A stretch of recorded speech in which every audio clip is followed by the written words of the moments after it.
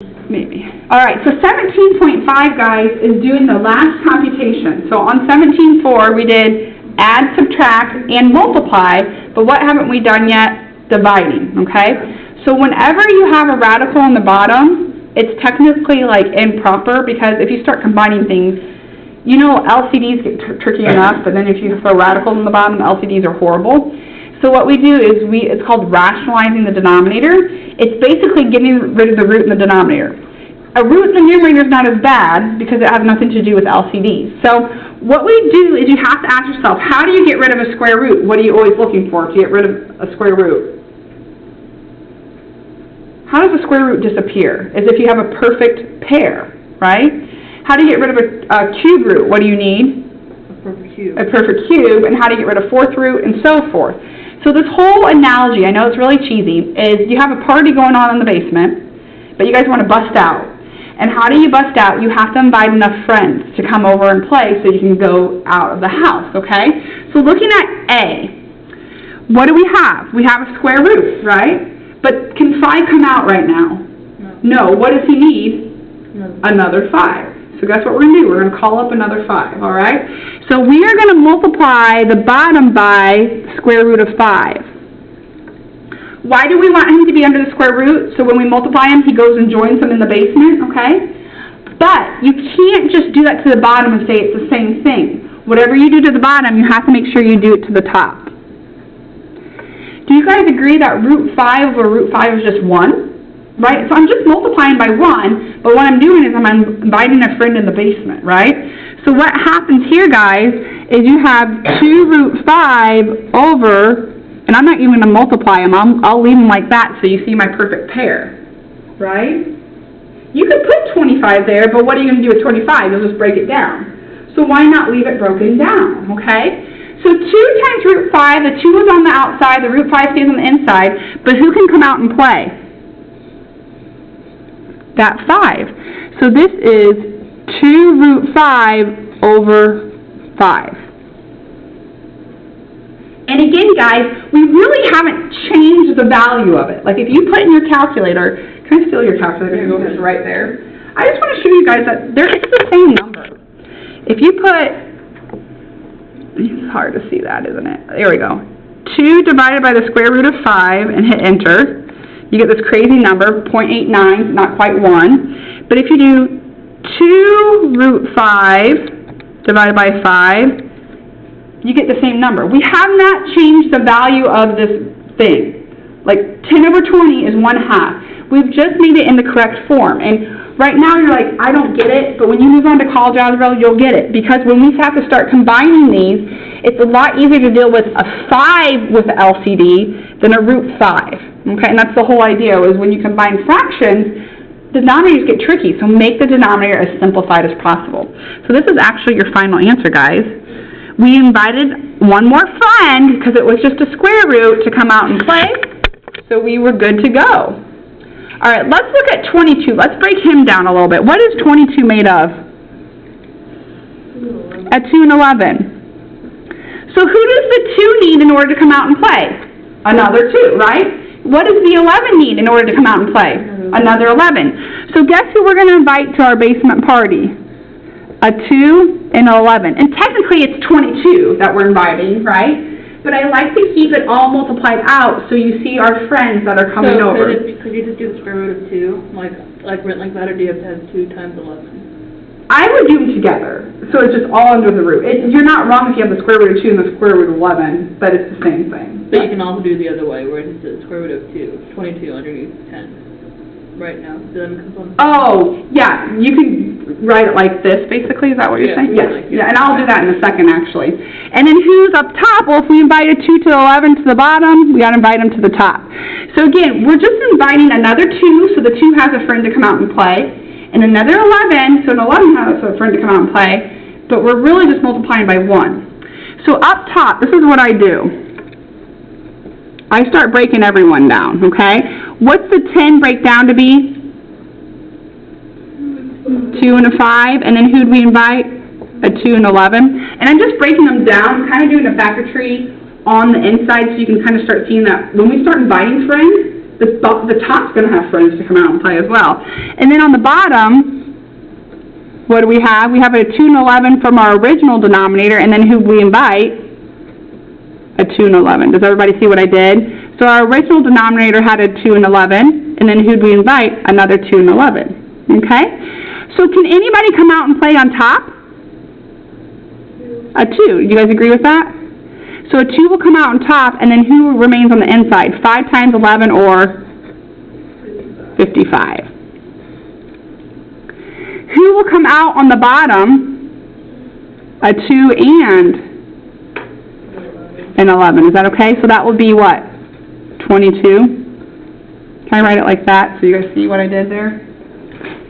If you did it right, everything should always come out of the denominator. Like, you should never have a root 2 left or a root 3 left or anything like that. If you did it right, the whole idea of inviting the 2 and 11 is that everybody gets to come out.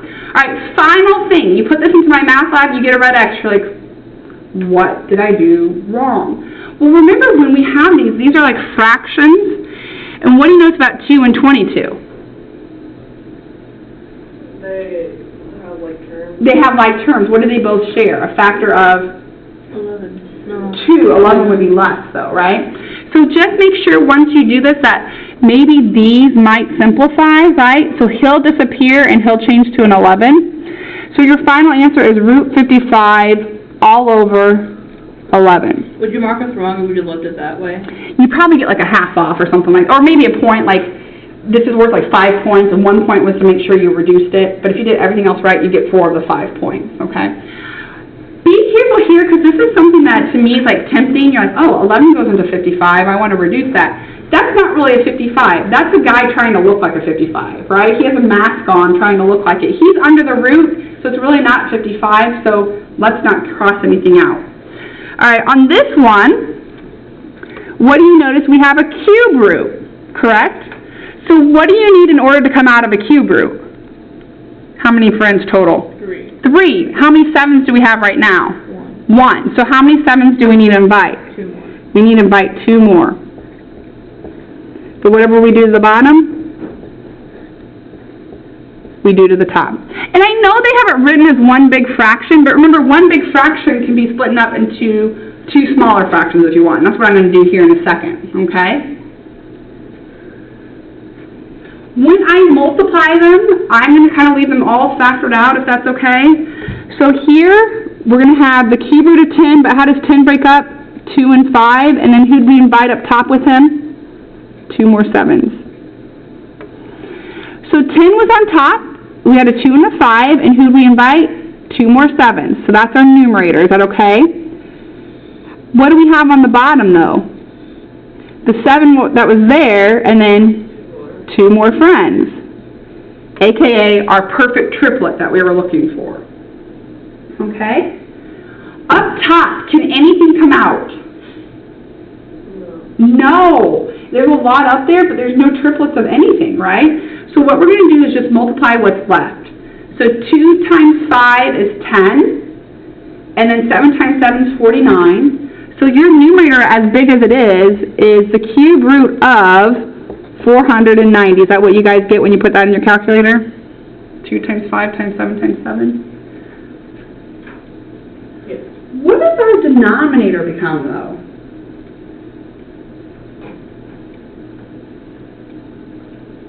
Just what? 7. Just 7. That was the whole point, right? We invited enough 7s over so that we could come out and play. So there's our perfect triplet, so he gets to come out. There's no coefficient out here in front, so there's no way that this is going to reduce any further. So we are done at that point. And again, it looks weird, but if you put in your calculator the cube root of 10 over 7 and hit enter, it's the exact same answer as the cube root of 490 divided by 7. It's weird, but those are equivalent answers, okay? But this way, when we go to do LCDs, I don't have to deal with a cube root of 7, I can just deal with a 7. And finding the LCD is a lot easier. All right, D, what we're going to do is kind of like what we did with B. Let's see what we have to begin with. Like 27. How does he break up?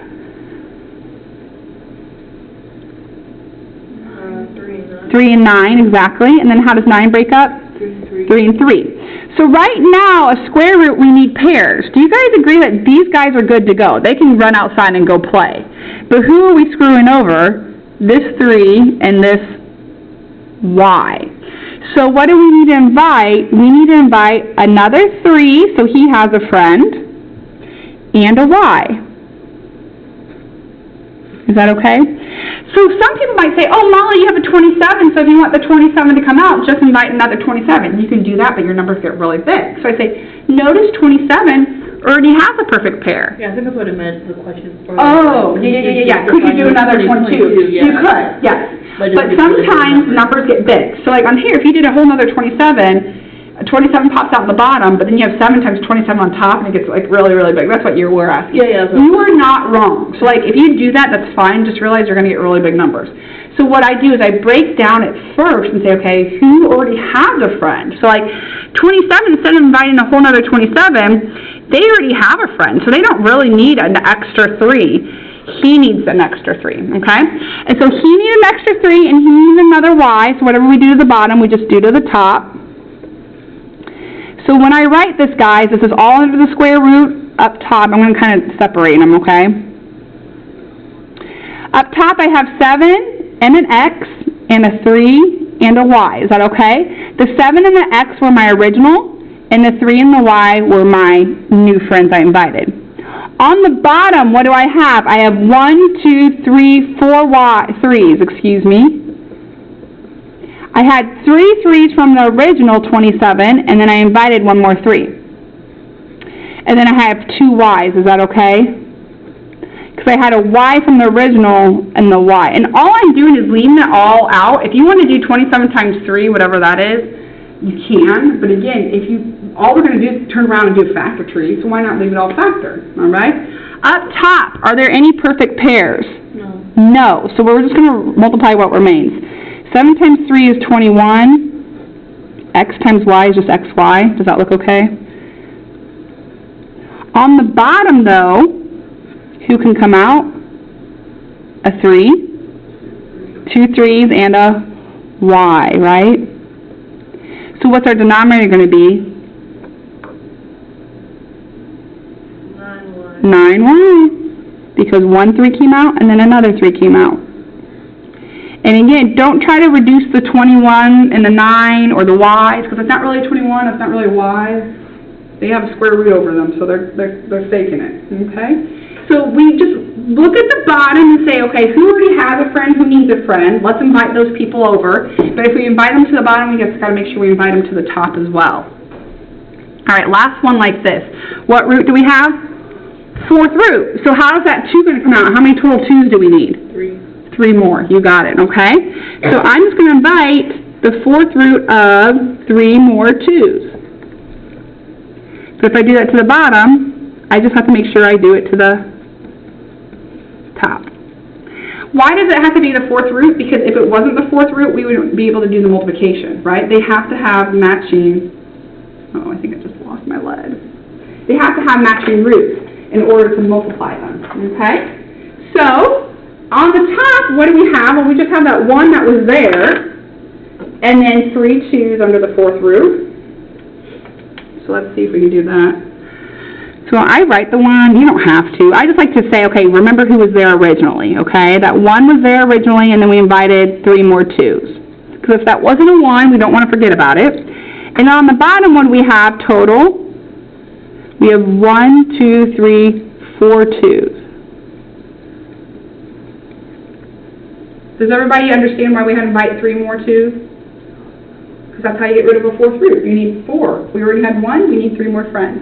All right, up top, can anything come out? Yes. You want it to, but it's the 4th root. Do we have 4 of anything up top? Oh, we right? have 4 of everything. Because you're used to square roots. Yeah, 2 can come out, right? So the 4th root is judgy. He wants 4 things, so nothing's going to be able to come out.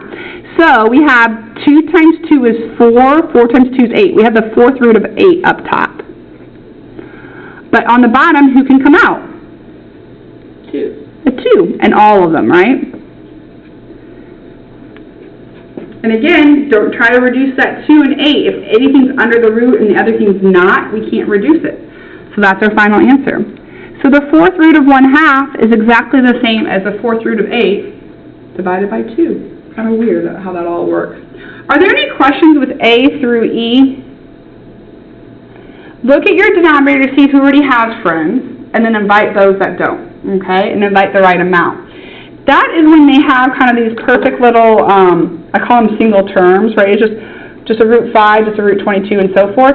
The next idea is notice that F has two terms. It has 3 root 3 and the 4, okay? So we can't use the same method, because if we just invite another root 3, yeah, I could get rid of him, but we'd have to distribute him to the 4, and then you have a 4 root 3. So this method, what do we have? S through I? Okay.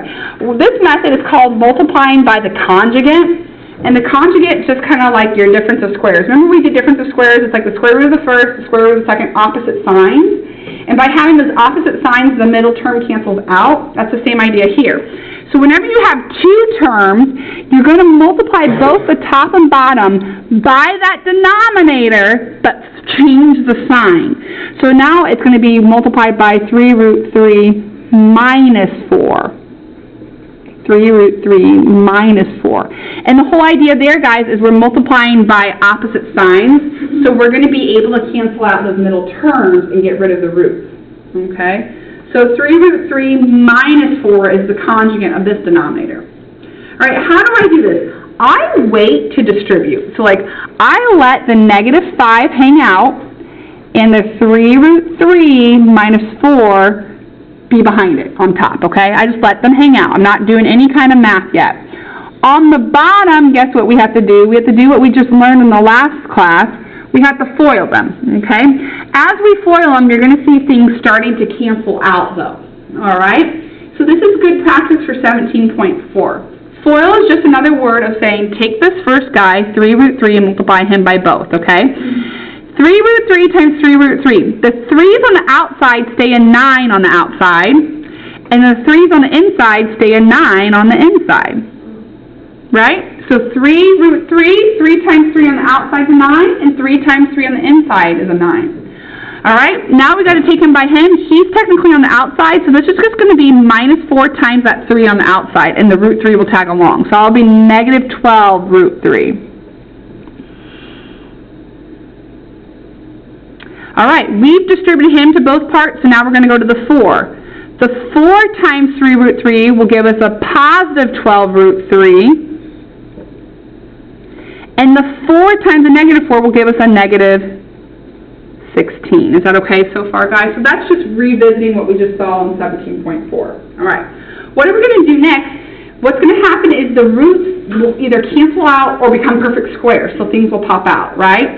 So what do you know about 9? What's the square root of 9? 3, right? So he's going to pop out and multiply to be with that 9. What do you notice about the two middle terms? They're the same with opposite signs. They should always cancel out, okay? So now our root 3's are gone. Good, that was the whole point. And then 16 will stay 16. Is that okay?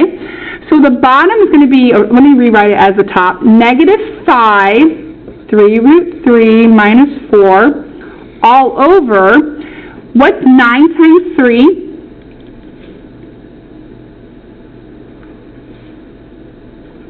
27 minus 16. Is that okay so far? So all I'm doing, guys, is I'm crossing out my opposite signs, but if 3 came out, but there's already 9 there. So 9 times 3 is 27. So we have 27 minus 16. But can't we do that math? What's 27 minus 16? 11. So this is negative 5, 3 root 3 minus 4, all over 11. If that 5 could cancel out with that 11, feel free to do it, because they're on the outside. It's not under the root, right?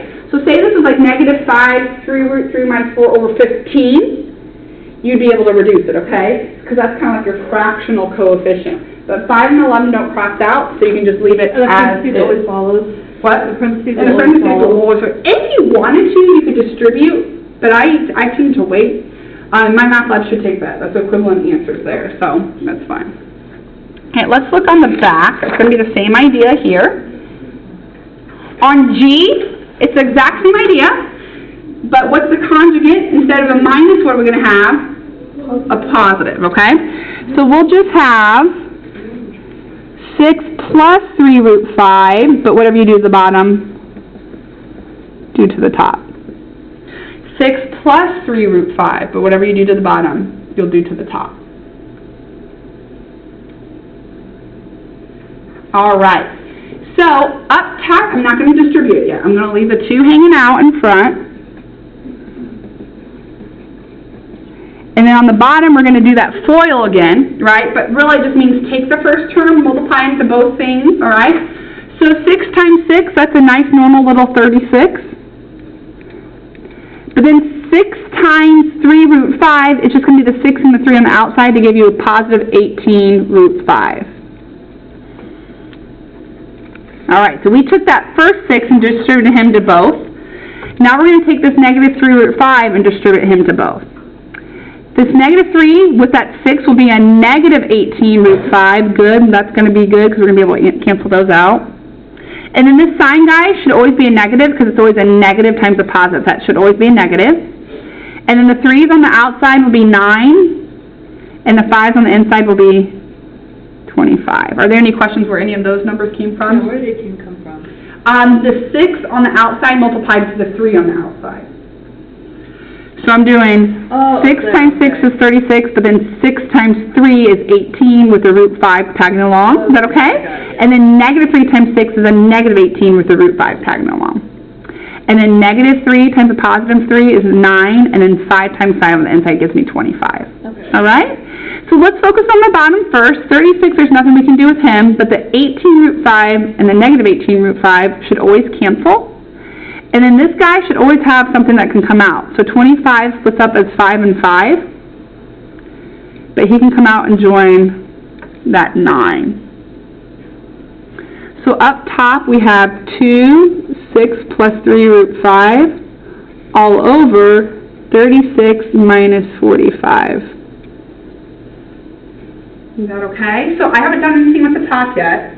And then 36 hung out, and then the 5 came and multiplied with that 9 to give us 45 there. What's 36 minus 45? Negative 9. And then you can just leave it like that, because again, the 2 and the 9 won't reduce any, so you're done. Like if that was a negative 8, you could reduce it. If you want to distribute the 2 through, you'd have to distribute to the 6 and the 3, but you don't have to if it's just a single term. All right, you guys are doing great. Okay, so the last 2 are the same idea. They just get a little bit more complicated because instead of having a single term up top, you have this like 2 terms, and so you end up having to FOIL both the top and the bottom, which gets a little bit tedious. But it's just, you know, the teacher in me says it's good practice, right? Just practicing what we had. So what we want to focus on, guys, is the denominator. Don't worry about the numerator right now. What is the conjugate of the denominator? What are we going to change the sign to? A negative, yep. So we're going to multiply root 11 minus root 3. But whatever we do to the bottom, we just make sure we do it to the top, okay? So even though the numerator was the conjugate, right? The numerator was the conjugate, we just care about the bottom, all right? So we're actually going to FOIL twice. We're going to focus on the top, and things will cancel out and combine, and then we'll focus on the bottom. If there's radicals on top, that's fine. It's just the bottom that we don't like. So I'm going to do one really big fraction bar. All right, guys. Root 11 and root 11, they're both under the root, so that's just the square root of 121, but we know what that is. That's 2 11s, right? So if you want to leave it like that, you can. Like, you know how I multiplied it to 121? You can leave it as 11 times 11 if you wanted. All right. Root 11 times 3, they're both under the radical, so that will just be 33. And then root 3 times 11 will be a negative root 33. And then a negative times a negative will give you a positive. The 3 times a 3 will give you a 9. Notice all of them were in the roots, so all of our answers remain under roots. On the bottom, the same thing's going to happen, okay? But signs will be different, and it'll get a little bit cleaner than what this was. Root 11 times root 11 is root 121 again. Root 11 times a negative root 3 is a negative root 33 again, but this is where you're going to see things changing. Now it's a positive root 3 times a positive root 11, so now it's a positive root 33. Good, because on the bottom we always want those to cancel out. We don't care what happens up top, but on the bottom we always want those to cancel out. And then a negative times a positive gives us a negative, and then 3 times 3 is a 9 in there. So the negative is never in the root. Right, their sign's always on the outside of your root. Yep, exactly. All right, so let's go ahead and clean this up. Where did 121 come from? It was 11 times 11. So what is the square root of 121? 11. Here they do not cancel out, but they are similar roots. 33 was made up of 3 and 11, so nothing comes out. But what's minus 1 minus 1? It's minus 2 root 33. And then what's the square root of 9? You can do like little baby factor trees if you have to. What's the square root of 9? 3. Yeah, there you go. Okay? On the bottom, we're going to do the same. What's the square root of 121? 11. That's where it came from. What happens to your middle two terms? Yes, we know we did it right if that happens, okay? And then what's the square root of 9? 3.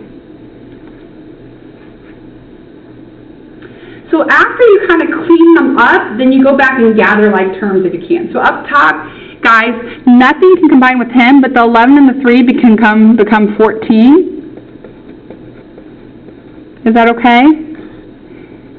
And then the 11 minus 3 will give you what? 8. Okay. So this one's kind of tricky, and I don't like it. So I think on a quiz, I probably wouldn't put one like this on the quiz. But if you put this into my math lab, it's going to give you a red X. You're like, what the heck did I do wrong? It's because every single term has a factor of 2, not just the 14 and the 8, but the root 3 as well, okay? So when every single term has a factor, you can cancel it out. What I do is I actually factor it out. What can you factor out of the top? A 2. So what is 14 divided by 2? A 7. And then what's 2 take away? It's just that root 33. I think that's an easier way to see, oh, they all have that common factor of 2. Because sometimes you might see the 14 and 8 and just want to automatically cancel it. But if that root 33 didn't have a 2, you couldn't cancel anything, okay? You have to be able to factor it out like that in order to reduce it, okay? So what's our final answer? When it's all said and done, our final answer is 7 minus root 33 all over 4.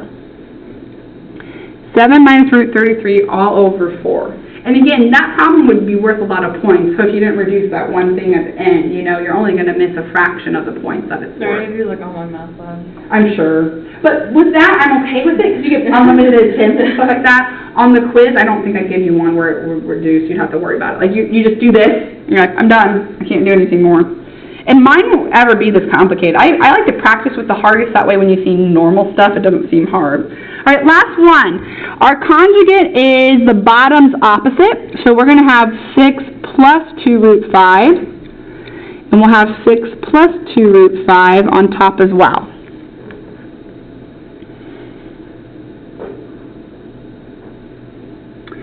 So what we have to do is I'm going to automatically put parentheses. I know it doesn't have parentheses, but we're going to have to FOIL both the top and bottom again. So again, it's kind of good practice. I'm going to write one big fraction bar. It's good practice for that second half of 17.4. All right, FOILing just means take this first term and multiply him by both things. So 1 times 6 will be 6. And then 1 times 2 root 5 will be 2 root 5. We got him done, okay? Then we're going to move on to the second term, the negative root 5. Notice he's under the root, but the 6 is not. So it's going to be negative 6 root 5. The 6 has to stay on the outside. But here, negative root 5 times 2 root 5, the negative 2 will be on the outside, but what will we have on the inside? 5 times 5 or 25. Okay? So just kind of keep that in mind. If it doesn't have a root, put them on the outside. If he doesn't have a root, put them on the outside. On the bottom, we're going to have 6 times 6 or 36. 6 times a positive 2 root 5, just the 6 and 2 will multiply because they're on the outside, so it's going to be 12 root 5. And then we're going to have the opposite, right? 6 times the negative 2 will give us a negative 12 root 5. That's good because we want those to cancel out. And then last but not least, this last sign will always be negative because they're going to always be opposite signs. A negative times a positive will be negative. The 2 times 2 on the outside will be a 4. And the 5 times 5 on the inside will be a 25. Whew! Okay. Let's go back through before we start combining like terms and just kind of reducing stuff. So the 6 will stay as 6. These both have root 5, so let's go ahead and combine them. What's 2 minus 6? 4. Yep, so we'll have minus 4 root 5. But then what's this guy going to become? Well, what's the square root of 25? 5, and when he comes out, he's going to multiply the b with that 2, isn't he? So that will be minus 10. Does that look okay? Is that too many steps at one time? So the 6 stays a 6. These both have root 5, so 2 minus 6 is negative 4 root 5. And then the square root of 25 is 5, so the 5 can come out, but the 2 is there, so that's a negative 10, okay? So the square root always cancels, the square root. A lot of times, not necessarily always on top, but on the bottom for sure, okay? Since these both had root 5, the square root canceled out, yep. Down here, the 36 will be a 36. The 12 root 5 cancel out because they're opposite signs. And again, what's the square root of 25? 5, and he's going to come out and multiply with that 4 to be minus 20. It's a lot to look out afterwards. Like if someone walks in right now, they'd be like, what are you guys, it like looks like alien, like foreign stuff. Like, all right. So the last thing, guys, is just combining like terms, all right? So we have 6 minus 10, so that would be a minus 4, and then the minus 4 root 5 just kind of hangs out. So we can combine him and him, right? And then 36 minus 20 is 16. But what do you notice about this term, and this term?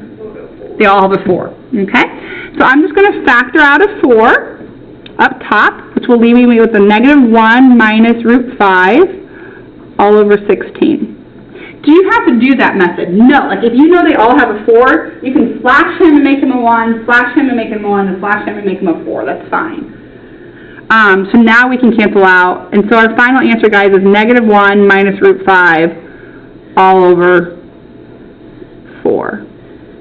Yay! That's a lot.